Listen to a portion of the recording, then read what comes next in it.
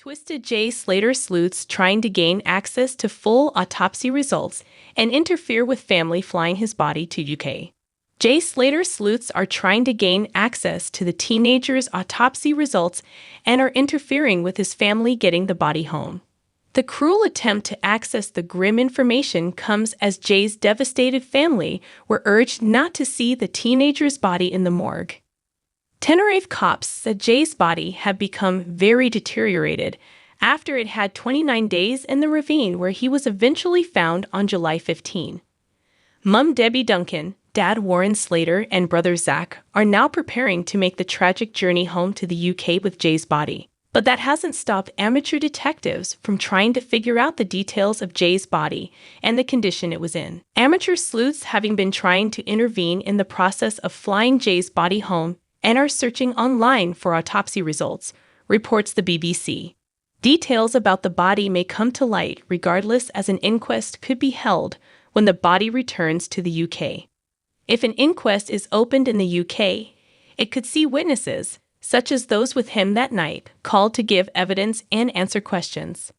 But with the evidence pointing to an accidental fall, the coroner might certify the cause of death without an inquest. Attempts by mindless sleuths to get the information comes after reports of the 19-year-old being seen at Sainsbury's, watching a Euros game and on the Eurostar before his body was found last Monday.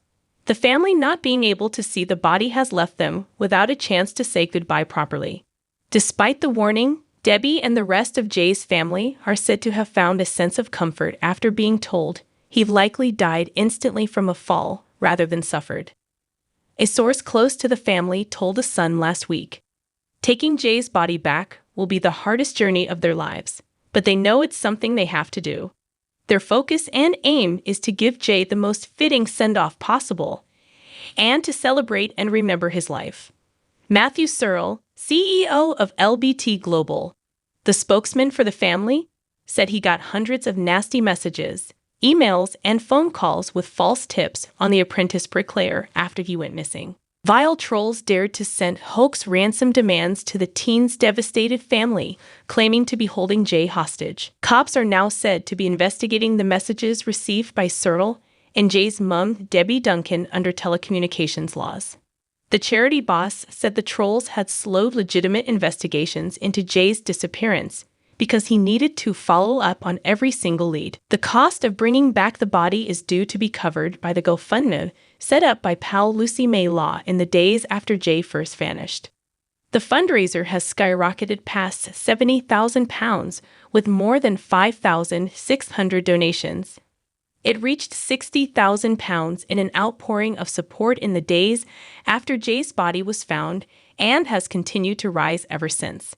Debbie announced in a heartfelt statement via the fundraiser, "We want to give our boy the send-off he deserves." Web bullies have criticized Debbie and other members of the family for encouraging people to donate to the page even after Jay was found.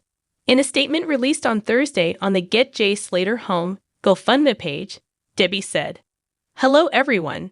Thank you for all of your kindness, support, and condolences in light of the tragic news that Jay's body has been found. We are overwhelmed with grief and are so grateful for your support." Jay's body was tragically discovered on Monday, July 15, at the bottom of a treacherous ravine in Masca.